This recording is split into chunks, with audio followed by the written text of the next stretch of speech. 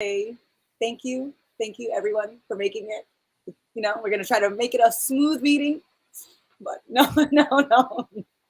I still work today, so I'm still technically on corporate mode. But this is not the office. This is DU Real. It is Friday.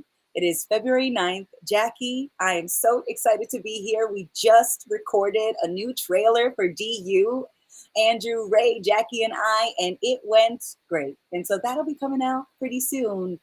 And speaking of announcements, we do want to mention that the Colorado tickets for the Colorado retreat are going to be available for Tier 3 Patreon supporters this Sunday.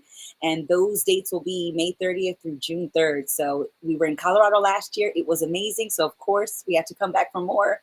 And definitely recommend the Colorado retreat because it's a very cannabis-friendly state, they say.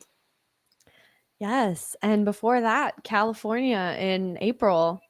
I'm not sure how many tickets are still left for that, but that will be an amazing retreat as well. We're going to be in Big Bear, and I will be there, which I haven't been at the last few, which I'm so excited. I haven't been to a retreat since Vermont back in August, so I'm very much looking forward to that. The retreats are fucking incredible. It's just like the best sleepover. Andrew always describes it as like the best sleepover you could ever think of. Like the ultimate sleepover that you always wanted as a kid, like with all your homies. You can do whatever you want, no rules. And, we're of age, so substances as well. Mhm.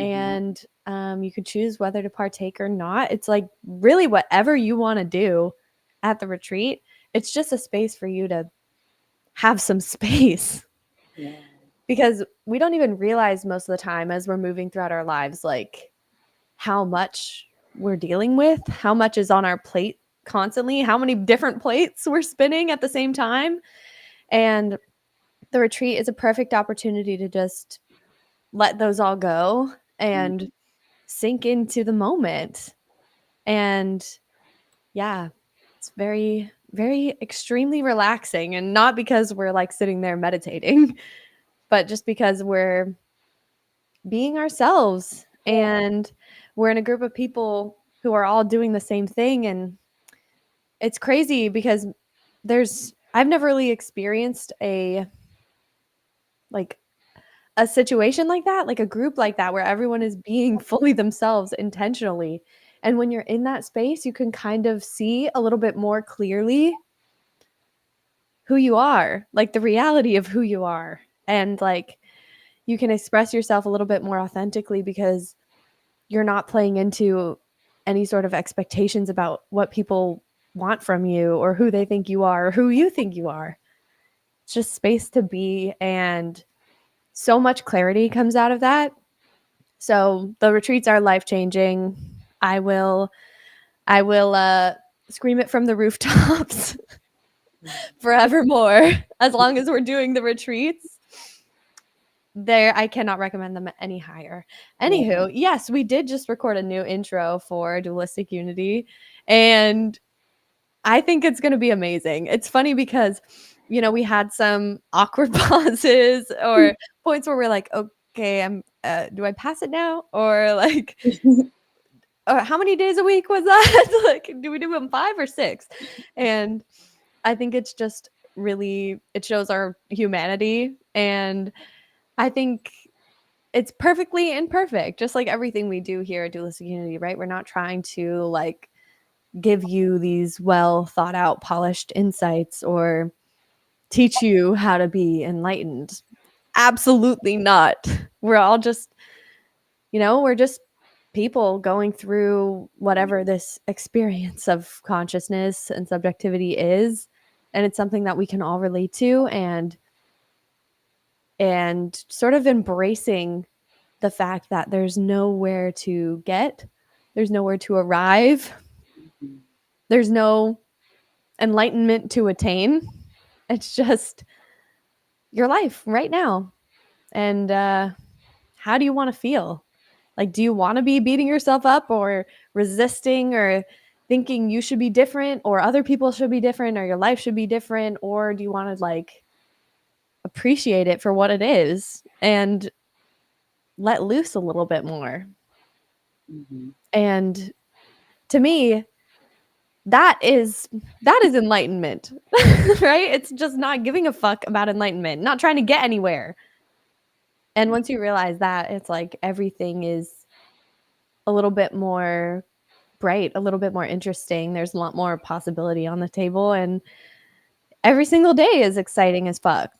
And so, yeah, I'm just feeling very, very much grateful for, you know, finding this podcast and being a part of it and getting to talk with cool people all the time and just being able to express myself. It really is so liberating after trying to be something for so long. No, I definitely resonate with that. I love reminding, different members of the community that, DU wouldn't be DU without them being a part of it.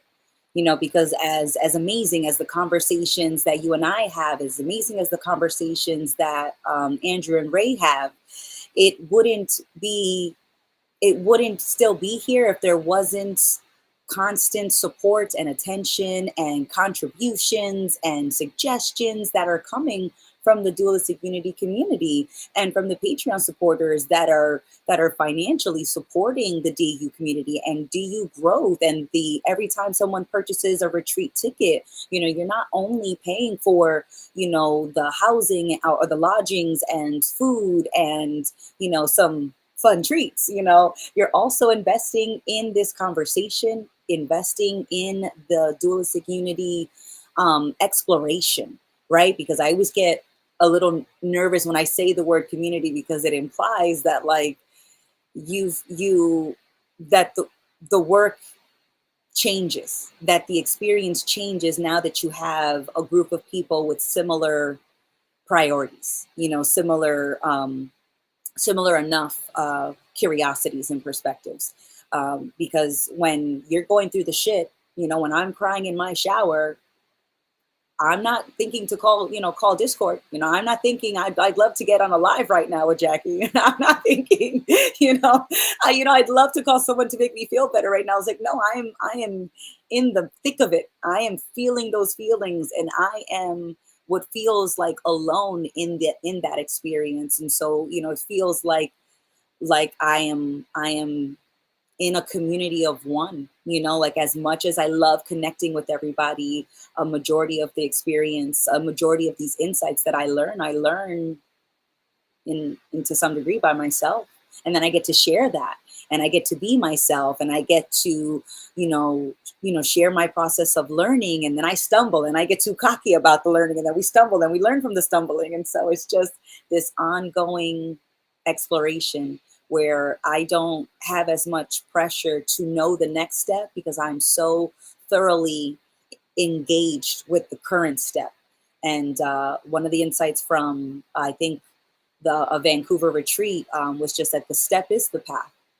So many times I'm wondering, like, am I on the right path? Am I doing the right thing? And it's like, just paying attention to the step that you're on feels to some degree like that is the whole path. Because no matter how well, I think I can guess, I never really know what's about to happen next. But what I can focus on is what's happening right now. And so in many ways, this step right now where I'm at feels like the whole path, like the whole point is this step. And so then there's less pressure to know the perfect thing to say next or the perfect thing to do next. So I love that in our new intro, it shows a couple of times where I missaid something, or we thought, do I pass it, like you said, and because it's very authentic. So often we try to be perfect, and then we're not even being ourselves, because we're being this idea of who I should be. And you can feel that. And when someone is authentically being their self and they don't care if they look crazy or cool, I love that. And I'm like, yes, like, do your thing, man. You're in your groove, and I love to see it, because it reminds me that I can do that. And so I do appreciate when we're at the retreats that you are able to see other people letting go, of all the shoulds and coulds and woulds. And you're seeing them just go, fuck it. I'm here and I'm gonna make the most of it. And I don't know what it means about me, but that doesn't matter. Nothing could really mean anything about you because who the fuck are you talking about? like like you, the reality of you? The reality of you is just what you are. Like it's sort of beyond a conceptual label. Like there's very much a distinction between reality and what we think about reality, and that includes what we think about ourselves. And that's something that to me is now pretty clear, but 2 years ago, it's one and the same, right? Like cuz our experience of self is just so close to us. It's so close, and it's a lens that covers just our perception of reality. And yeah, it's so close to us that we don't even notice it's there until we do. And then and then the changes kind of just sort of unfold from there, and you sort of gain a new perspective that changes the way that you move through the world.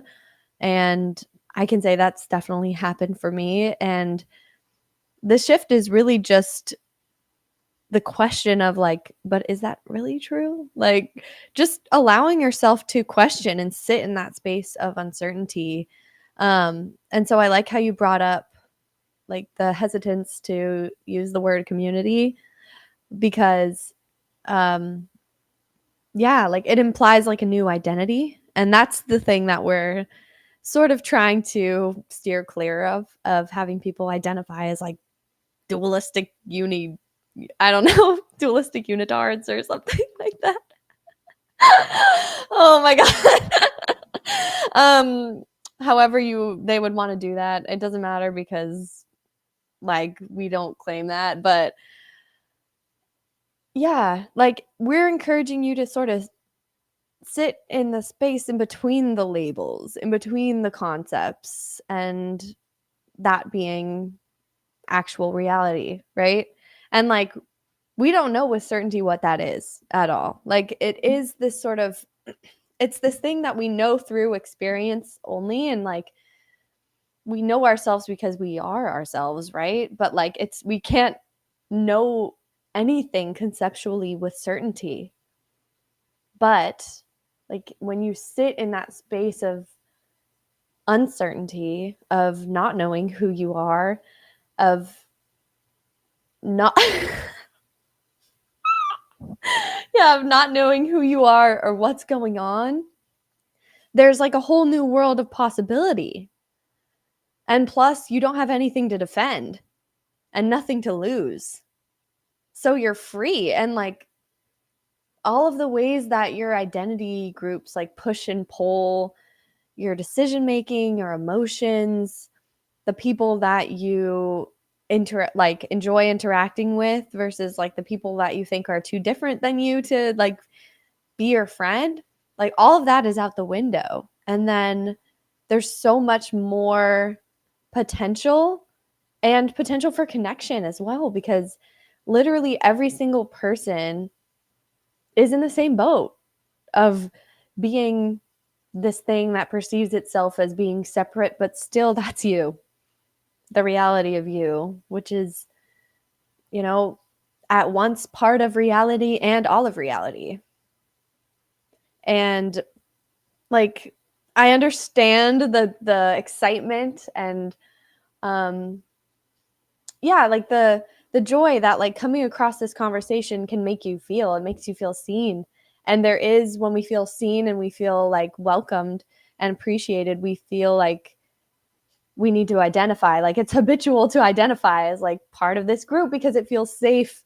But once you do that, then there's an other, right? It's people who are in dualistic unity like me. And then there's everybody else who like isn't having this conversation. And then it can very easily turn into I'm smarter, I'm better, I'm more enlightened, I'm more empathetic than these other people that are doing whatever they're doing outside of this community. And that's just not true. Like we're all going through the shit together. There is not one person who has this figured out, not even Ray. And people have the tendency to look up to Ray, which I think is hilarious. He's just been here longer. But there's like nobody who has it figured out or has attained a perfect state of being. Like, we're all just here on the ground together. So the whole purpose for this podcast is to talk about it. Just talk about it. That's all. Don't expect any answer. Don't expect like this conversation to be the solution to all your problems, because trust me, I've been here for a while. It doesn't solve anything. If anything, it's more difficult to stick with this conversation because more and more layers begin to come up, and deeper layers of shit that you have habitually done your entire life that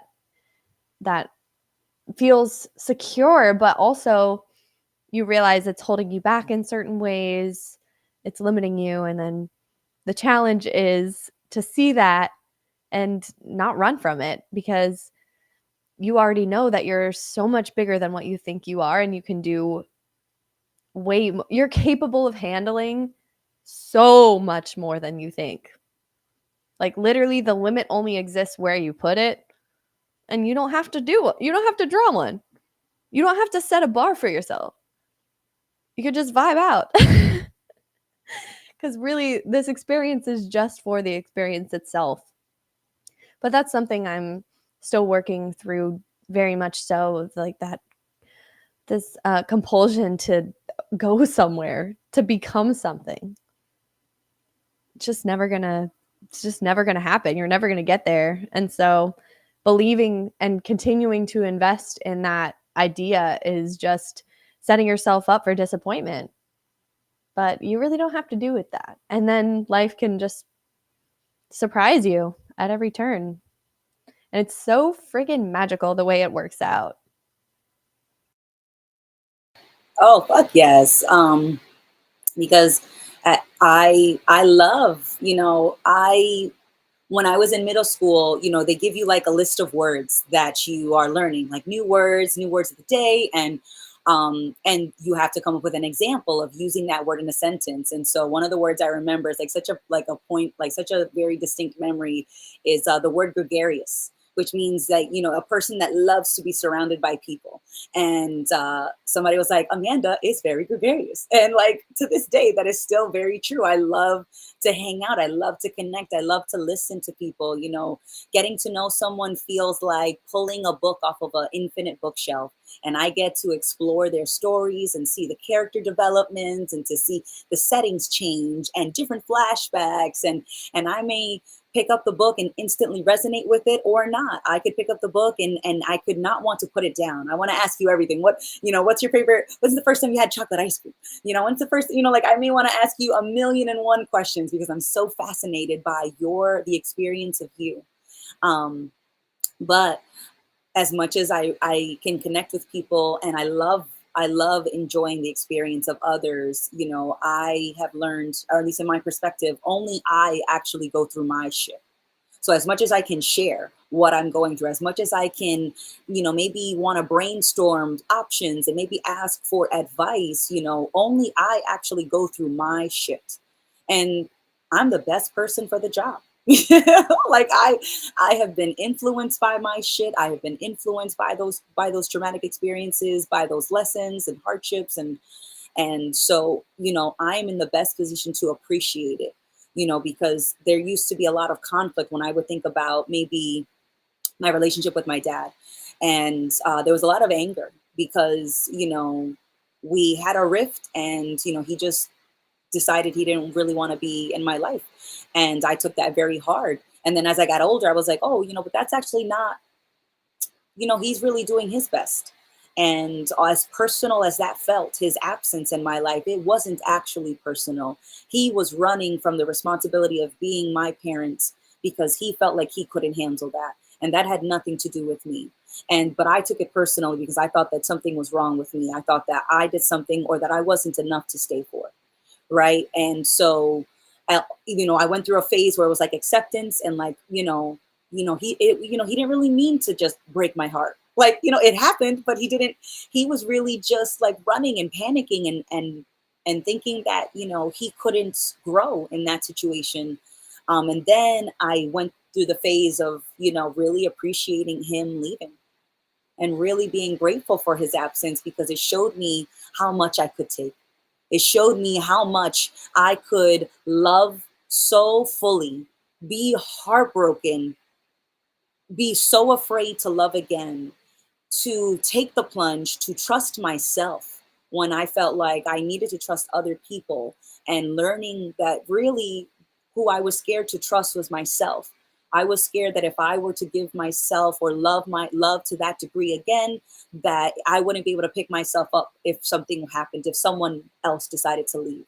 And then I got to a place where I really trusted myself that, like, no matter what happens, I'm going to love with reckless abandon. I'm going to love because I feel like loving. I'm going to love because it is a part of life that I've deeply missed. And I was open to everything. And so I am so grateful that he left. Because in my opinion, there's no way that I would have been able to learn to trust myself so deeply or to appreciate his absence so deeply that I'm grateful for it. So that's why I was like, nobody could go through my shit and nobody could appreciate my shit better than I can, because I had all those wonderful memories with him. That's why it stung when he left, because I was like, I was absolutely, the typical daddy's little girl, and I worshiped him. And so I was like, how was that not enough?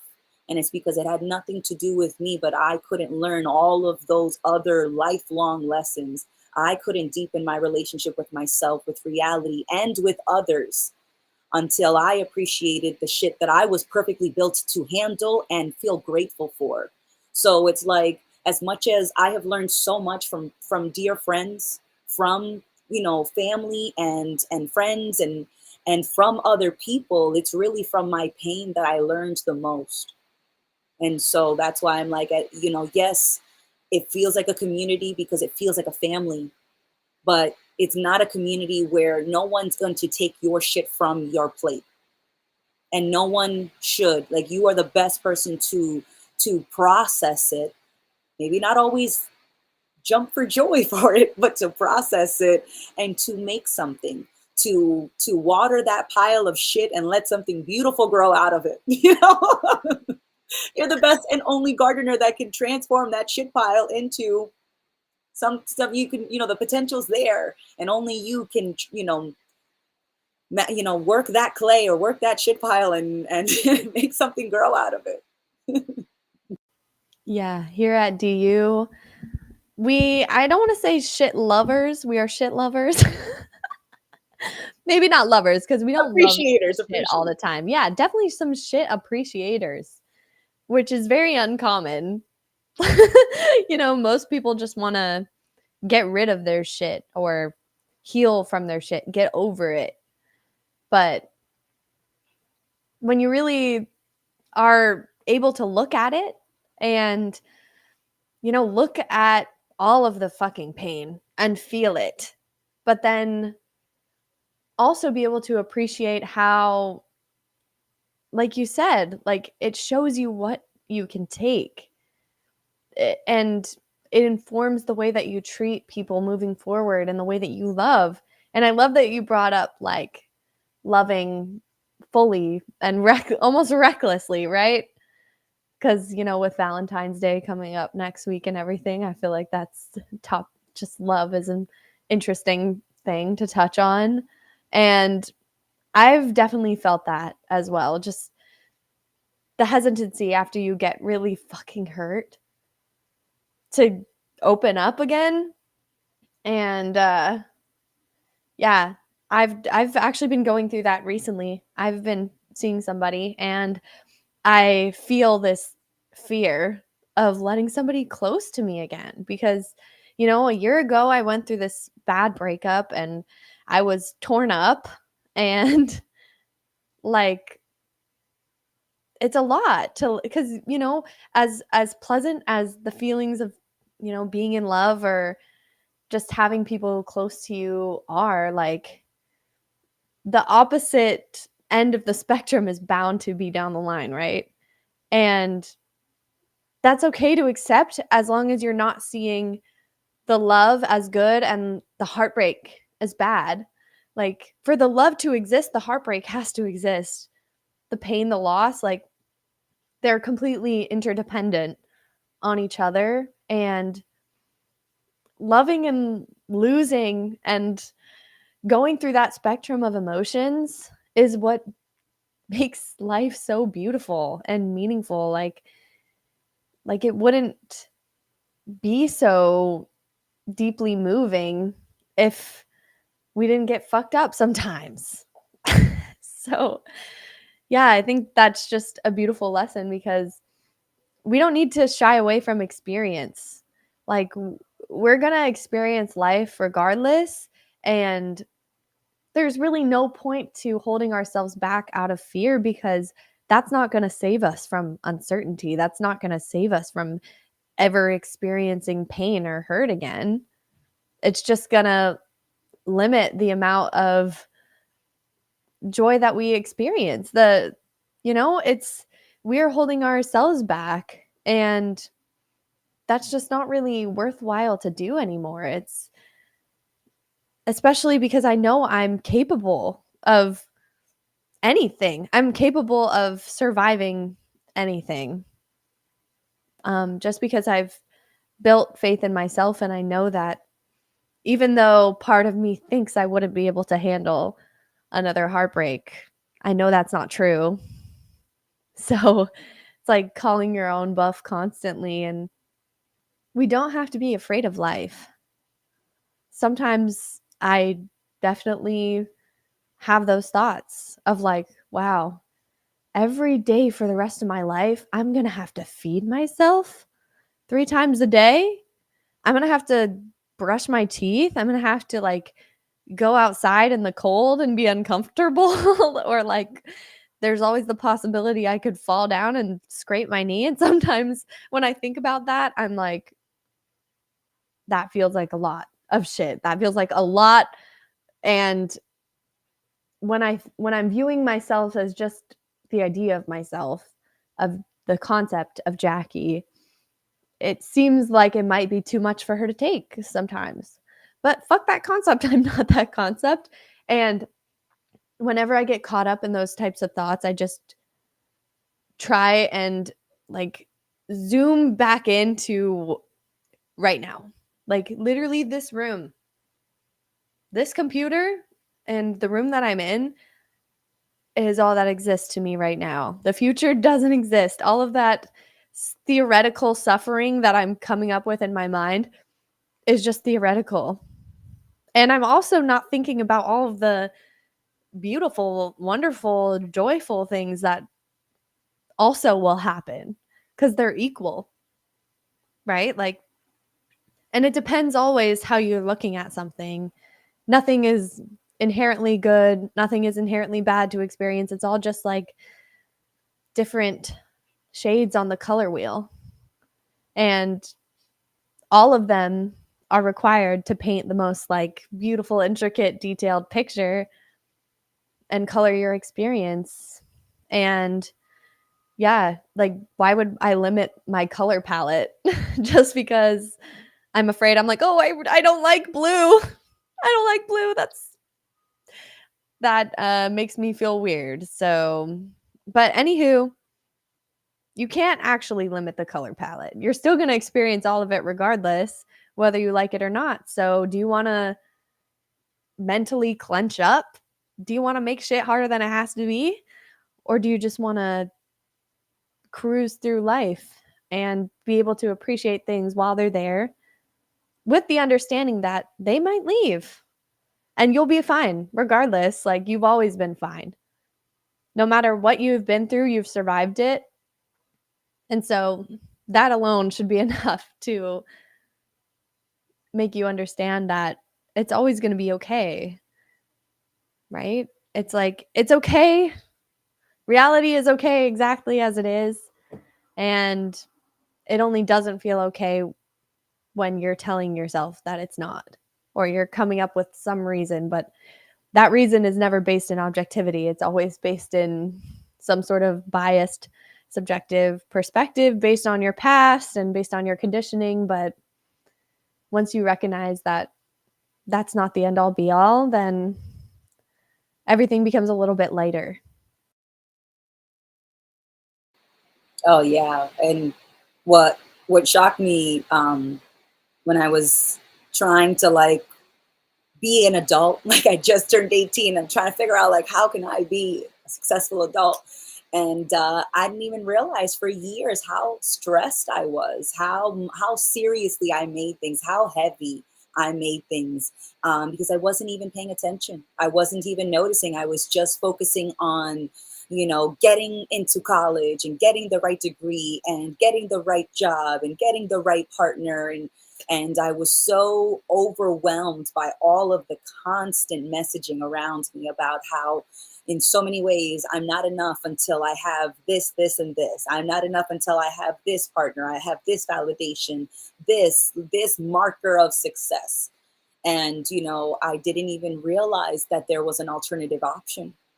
And I used to love seeing kooky people. And I used to love that they were kooky because that's what people called them, that were just like not fitting the status quo, not fitting the norm. And, like the spinster who never got married, but was having a blast, And so like people, like I'd hear like the women in my family talking shit about that, like, oh, she never got married. Well, it's because of this, this, and this, and they're in marriages that they're miserable in. But they're judging someone who's not in a marriage, who is living to the beat of their own drum, and they're criticizing that.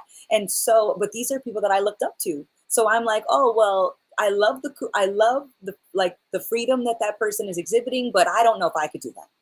I couldn't do that because, my parents have told me the right way. My schools, my cities, have told me the right way to do things. And I don't want to be shunned. I don't want to be, kicked out because I was living for this idea. I was living for this template, this socially approved template.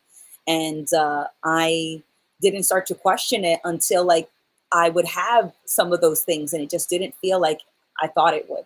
We went to college, we had an amazing time. We graduate, we're working in that corporate office, we're dating this nice guy, we're living together, and it just felt off, because a lot of those choices I didn't make to experience them. I didn't actually make them for me. I made them because I thought I was supposed to. So even though they were the approved choices that I was told are supposed to be the most fulfilling, I felt empty. And I'm so glad that like I got a taste of like doing it right and how that did not feel the way that I thought it was going to feel.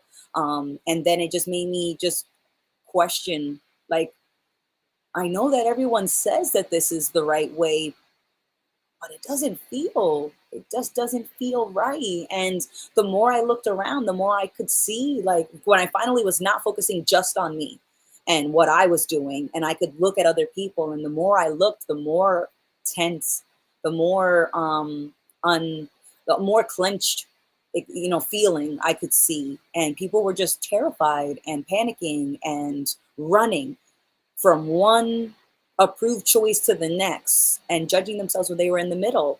We so easily want to like fall on labels, but like something that I think about was we felt like friends before we said we were friends. So did we ever really need to say, like, did we ever really need to put the label on it? I feel love before I say it. I feel content before I say that, oh my God, this is amazing. Like I feel that, so it just definitely makes me love the connection that we feel, but I don't feel as tied to the word community because I'm like, I'm still going to talk to you motherfuckers, whether we have the word community or not. I'm still going to love hanging out and shooting the shit because, that's how I can choose to spend my time. And whether or not it's lasts forever. And I mean this both for like our collective group that meets, or when I'm talking to somebody in a romantic context, I don't know if it's going to last forever. I never do, but I'm going to enjoy the fuck out of it right now. I'm going to show up. I'm going to relish this moment and savor it, because if it did end, I like the experience of looking back and going, you know it's over, but damn, we squeezed every drop out of that fucking, out of that orange, every drop of juice. We squeezed every bit and we savored every sip. So it's not here, but when it was here, I enjoyed it. And that feels like it's enough. That was beautifully said, Amanda. Yeah, I like that you pointed out that, like, no matter how much, like, you want to tell yourself you're doing the right thing, or like you said, like, you're choosing the approved choices, shouldn't I be happy? Like, there's no matter how much you try and conceptually tell yourself you're happy, or like judge other people for, not living their life the way you think that you should be living yours, you're still left with your life. Like, you can judge and judge and judge all you want. Like you mentioned the spinster, right? Like, your family members like judging a single woman for living her best life when they're in an unhappy marriage. Like, yeah, you can judge, but how are you? How are you doing for real? Like, honestly, like, do you just think you should be doing good? Because you can't actually lie to yourself. You know how you feel, and not in a conceptual way, not in a way where it's like, I am definitely happy, but like, you feel the feeling. And like, the only reason we feel compelled to judge is because we aren't happy in our own life. Because I guarantee the single woman isn't over there judging the married women, because she's out there doing her thing. Like, and if she was unsatisfied, then maybe she would be judging the married women. It's just like, we only feel compelled to judge other people when we're actually judging ourselves for the choices that we've made. So that's just an important thing to keep in mind. And I check myself on that all the time. I'm like, if I'm like in a social situation and somebody's annoying me or pissing me off, or like, or somebody does something that I straight up don't agree with, or like, it like gets a reaction out of me, rather than being like, yeah, that person's an asshole, or yeah, they're annoying, or pinning it on them. More recently, I've been turning it back on myself. And so I'm like, well, why do you think that?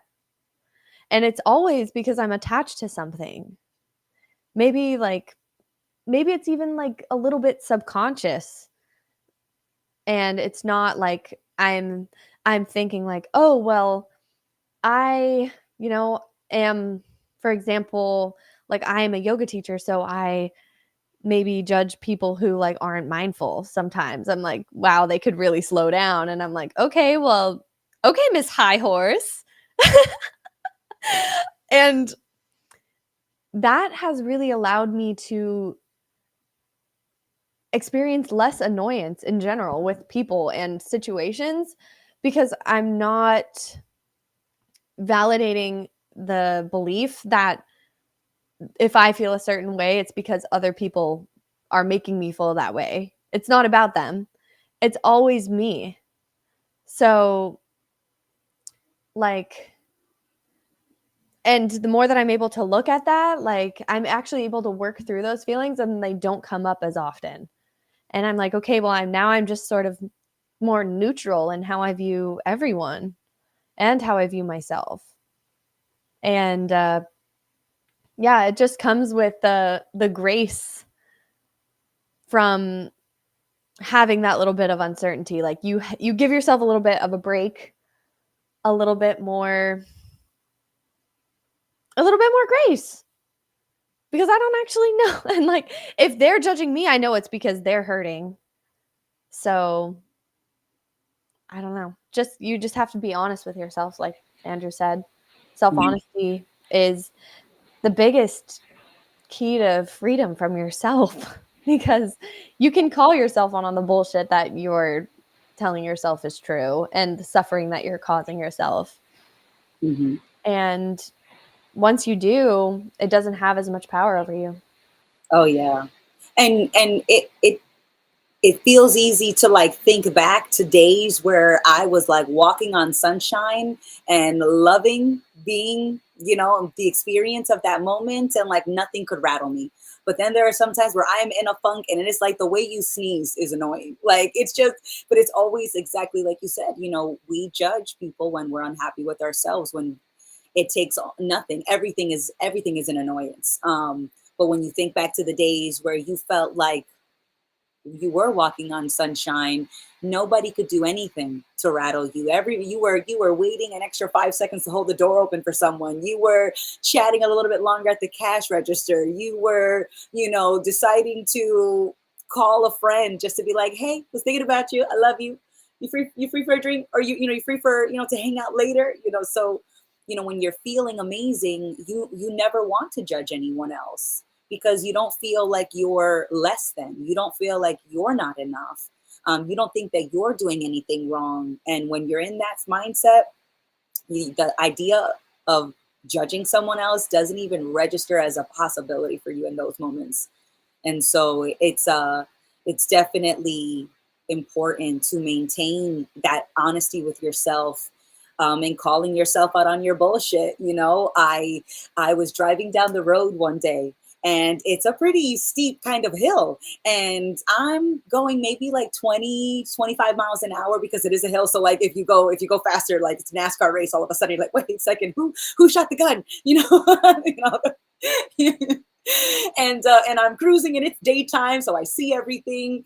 And as I'm coming down, the road winds a little bit to the left, and I'm passing streets, perpendicular streets, and a car zips past their stop sign and just crosses over to the other side, and I'm like, oh my goodness, you motherfucker. And I start laughing, because in that moment, it hit me like I was paying attention, and I was going a slower speed. And I saw that driver as soon as they came out, like they appeared out of nowhere, but I saw them hit that point where they were supposed to stop at the stop sign. And I saw them like within plenty of time. So I slowed down even a little bit more, like I hit my brakes. And it all worked out beautifully. And I could feel a part of me getting upset, like, this motherfucker, like, we're sharing the road, like you're supposed to be paying attention, like. And then I thought to myself, but they weren't paying attention, and I was.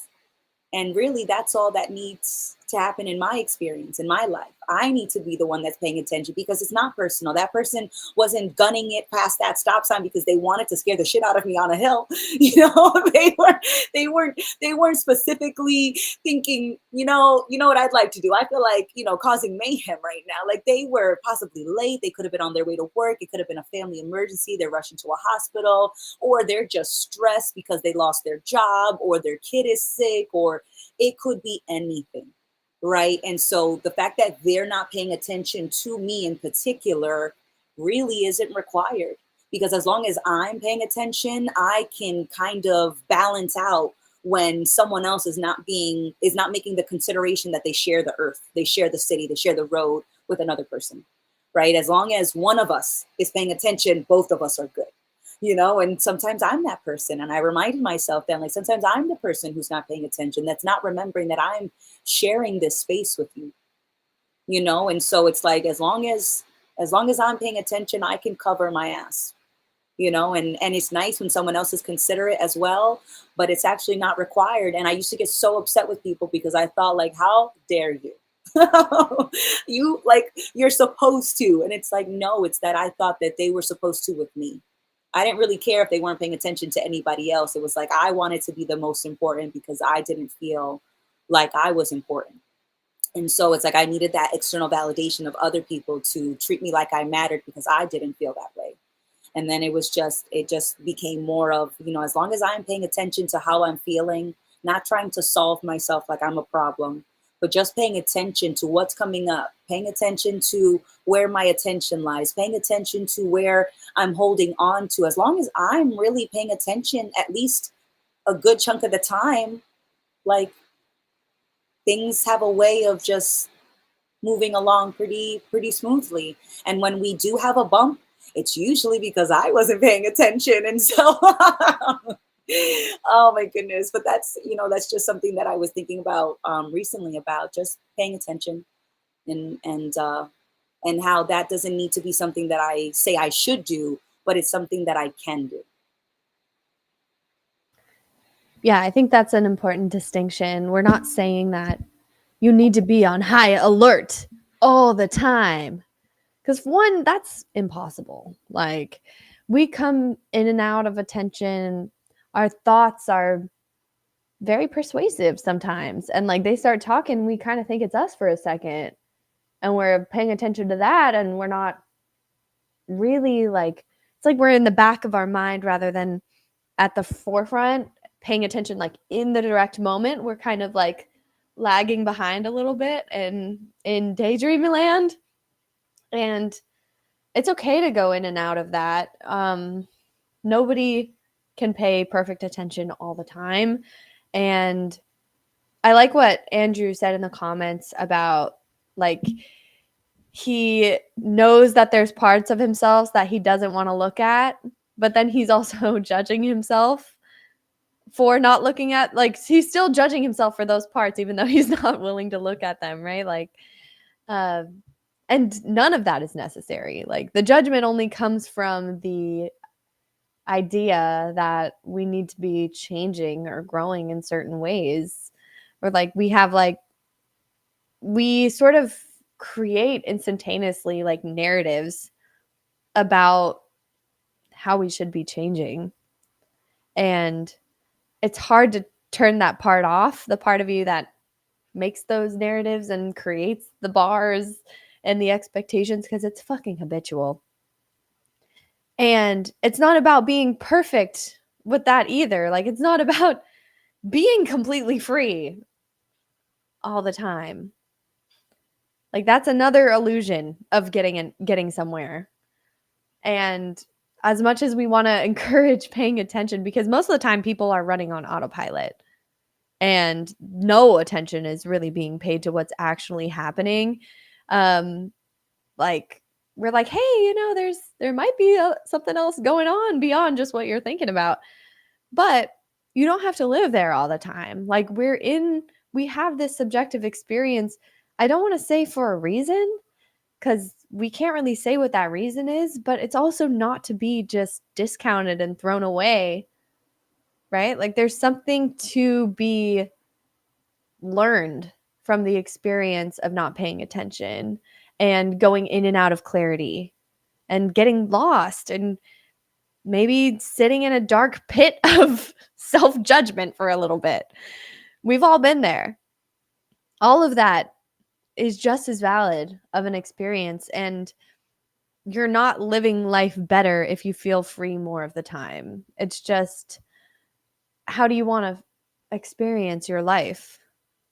Like, do you want to make it into this thing that's just a constant grind?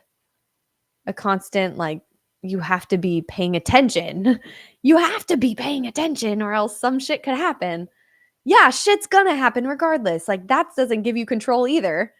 Paying attention doesn't give you control. It might give you a little bit more influence because you can actually work with what's happening rather than like trying to impose your will through thought. But yeah, I just thought that was an important thing to bring up. It's like that's not getting you anywhere either. So it's mostly just like being okay with wherever you're at. And when you're okay with wherever you're at, the attention comes a little bit easier because you don't get swept up in thoughts about judgment and thinking about where you should be or how you should be feeling. It's just like, okay, well, anything is okay to be feeling. Like, so what am I feeling right now? And you get a little bit more curious rather than, you know, stressed out about it. This doesn't have to be a stressful thing. It's definitely uncomfortable to look at your shit and your patterns and, be brutally self-honest with yourself. That's definitely true. But like you don't have to perceive it as being difficult, because when you do that, that's what's making it difficult. Otherwise, it's just an experience that you're having and you deal with it like you deal with everything else. Hmm.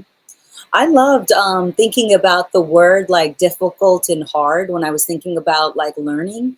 And, you know, so many times when I would tell myself that something is hard or difficult, usually it was just unfamiliar. And usually the things that I would say are easy are the things that I am very familiar with, you know? And so I started to frame learning in that way or I would frame like potential in that way. It's like, no, it's not that, anything, or from my perspective at that time was like, it's not that anything is really hard, it's just unfamiliar. And the more exposure, the more the more attention and time I put towards it, everything starts to feel easier, but really it's just starting to feel more familiar.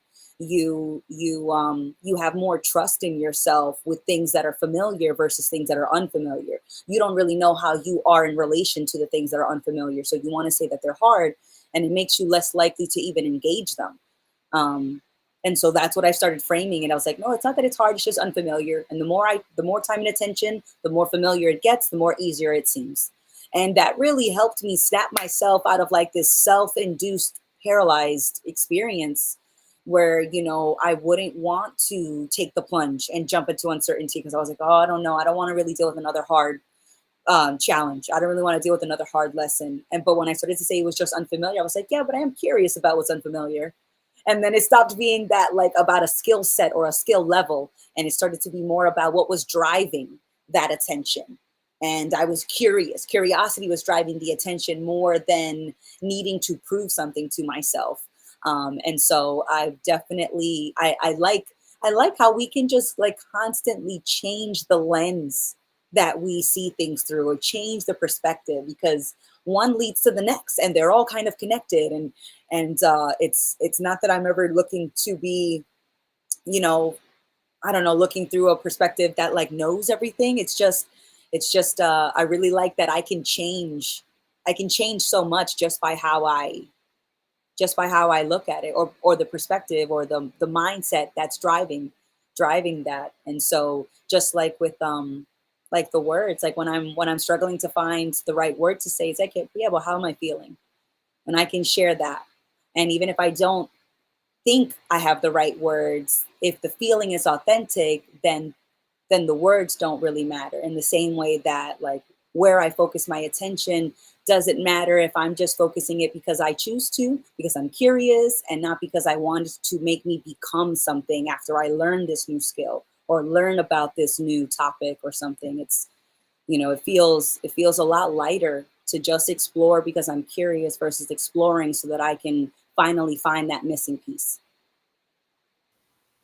Yeah, great point, Amanda. There's a difference between like, oh fuck, I completely forgot what I was gonna say. That's so funny. um, yeah, there's a big difference between like what you're doing and how you're doing it, and what Yeah. matters is how you're doing it. You could be doing the same thing, but if your mindset is judgmental and, like you said, trying to get anywhere and trying to prove something rather than from a state of curiosity, like that's going to feel a lot more difficult. Like you're just making it way harder on yourself when Mhm. you could do that same exact thing with an attitude of curiosity and appreciation and like openness. Mhm. And honestly, you're going to get more out of it if you approach it with curiosity. And I love that, saying that things, like not saying that things are difficult and rather saying that they're unfamiliar, because that's completely true. And you kind of called me out because there are a lot of things that I think about doing and I'm like, wow, that sounds really hard. I Like do it too, there still to this day. there are a lot of things that I don't really know how to do. And that is just an avoidance mechanism. Telling yourself something is difficult is a good enough excuse for you to not want to do it. You're like, Right? well, I don't want to do something that's difficult. I'd rather just do something that's easier, that I'm familiar with, that I know I will enjoy. And then Mhm. you can just keep putting off the unfamiliar thing and you stay stagnant. as a result. But like if you want to experience more of reality, if you want to like push yourself out of your comfort zone, like if there's something that you want to do, not because of what it means about you, but just out of a genuine curiosity, Mm-hmm.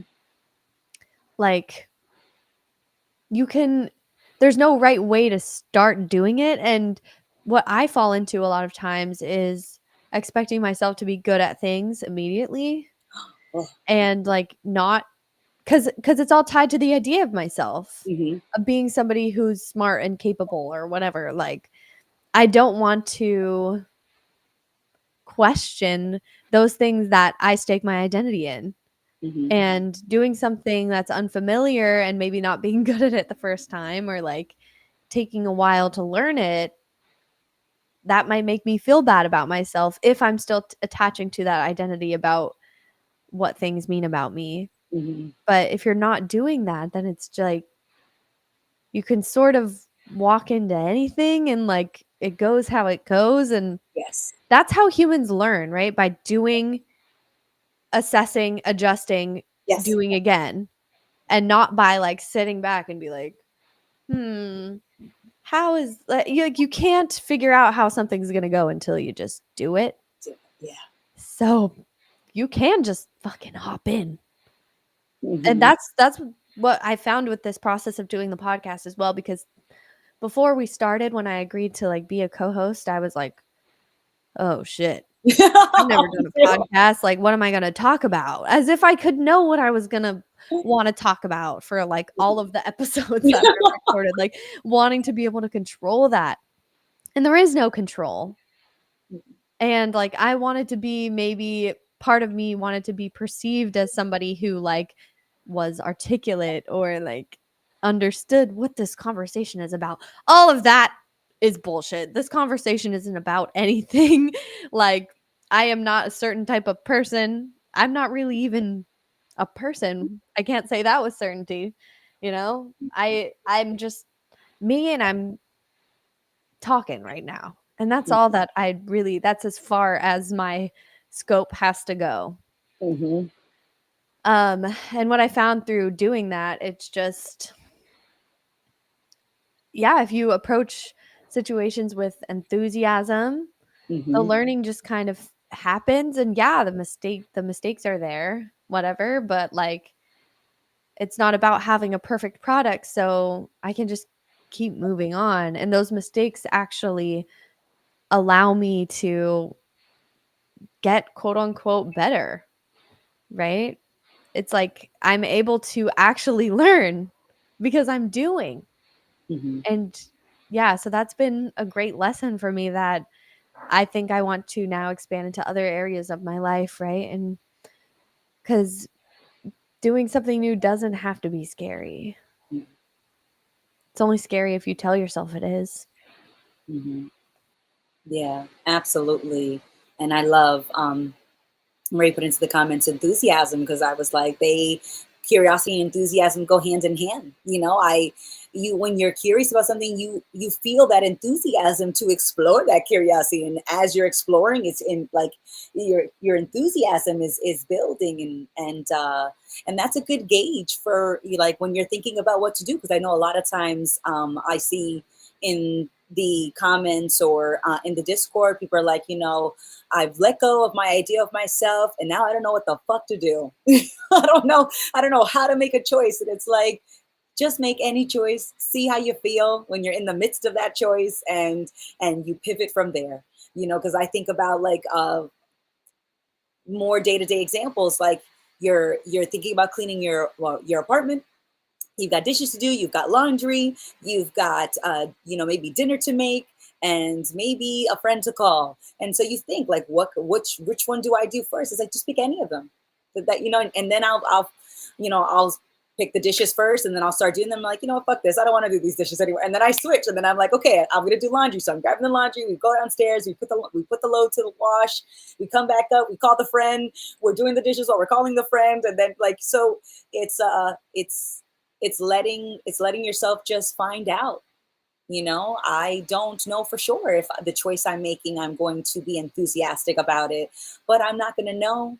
I really won't know until I'm actually doing it. So it's just pick it and find out, because you can always pivot, you can always change.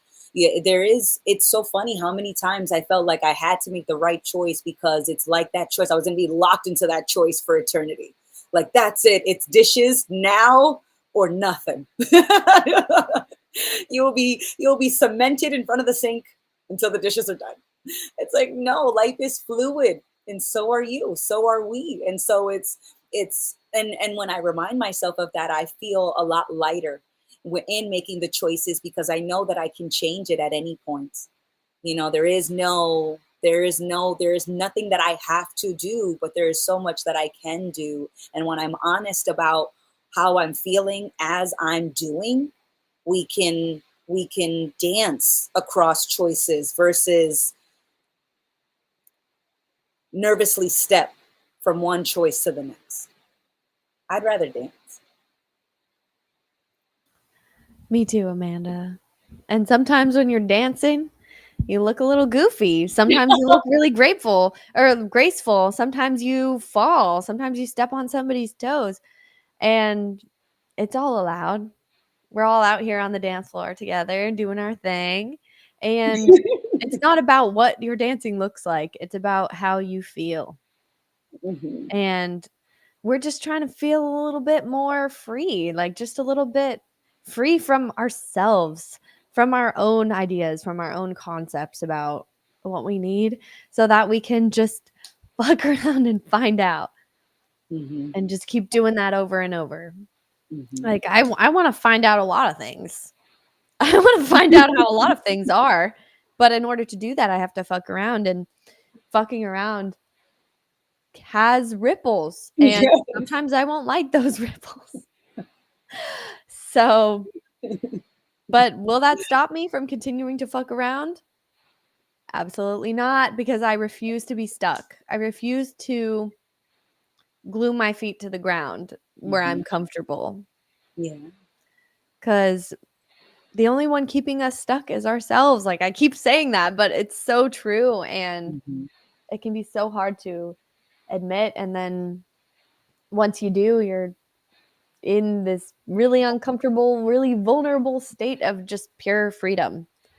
Mhm. And I think it's good that we come in and out of it, because if we were always there, that would be very intense. And like, fuck it, we're human. Sometimes we want a little comfort sometimes.